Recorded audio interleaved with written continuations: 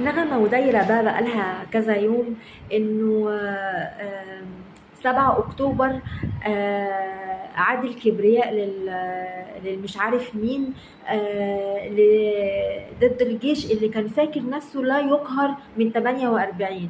يعني بالبلدي كده إن 6 أكتوبر دي حلو، 6 أكتوبر 6 أكتوبر دي مش موجودة أصلا. يعني العدو الإسرائيلي اللي هو اللي كان بيقول على نفسه الجيش لا يقهر، ده ما اتفشخش حرفيا في 6 اكتوبر 73. لا، ده الارهابيين اللي هم الحمساويه ومعرفش مين ومين، هم دول وحزب الله برضو بيقول نفس الكلام، ان هم كسروا الكبرياء الاسرائيلي في 7 اكتوبر. وكأن 6 أكتوبر دي لم تكن أصلا.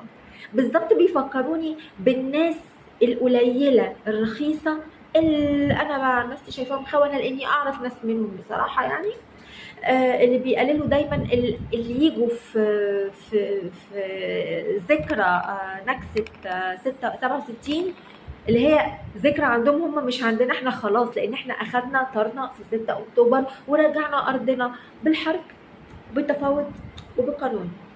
ها فالناس دول برضو بيجوا في 6 في اللي هي مش عارفه 6 يونيو دي ولا اسمها ايه، ويقعدوا ايه يعيطوا. منهم مصريين ومنهم الاستاذه منى الشاذلي دي اللي كانت قبل الثوره تخصص، اللي كانت في 10 مساء دي كانت تخصص انها تجيب الناس ديت يقعدوا يعيطوا على اللي حصل في 67 وكأن مفيش 73.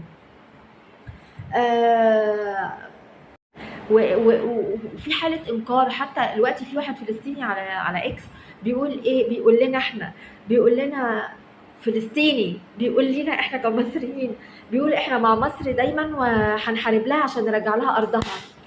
اشق هدومي وابكش في شعري، يقول له ليه يا جنانيت؟ هو اللي يحارب معانا احنا عشان يرجع لنا احنا ارضنا؟ يا اخويا ده انت قاعد تتفشخ دلوقتي في غزه. يا راجل اتقي الله يا راجل، عيب عليك. يعني ما تخليناش نشتمك بقى انت واهلك بقى. يعني عيب عليكم والله العظيم اللي انتوا بتعملوه ده، اقسم بالله. يعني يعني انتوا خلاص انتوا فشختوا المنطق، بجد فشختوا المنطق.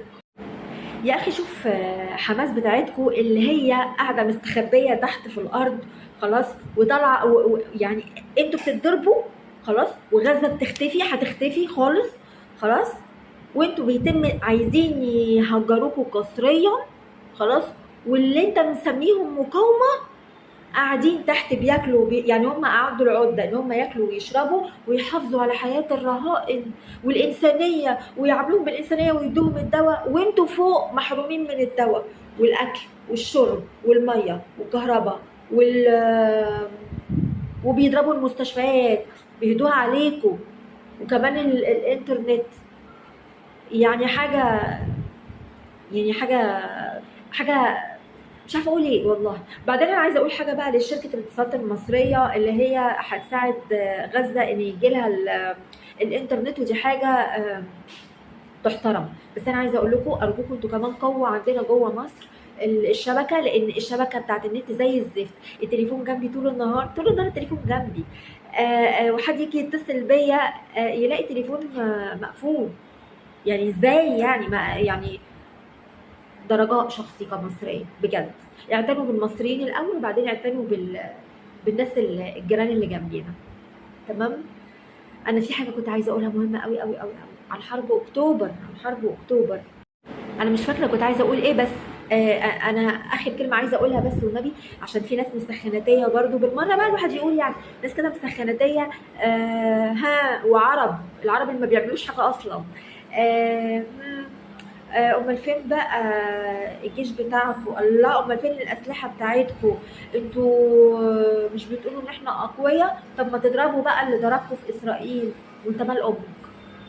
احنا بقى عايزين نضرب ونسكت، نجرب نبقى عرب شويه. انت مال امك يلا؟ ها، انت مال امك؟ احنا نضرب وقت ما نحب ونرد وقت ما نحب. هو احنا ميليشيات زيكم يلا؟ يا جربان يلا.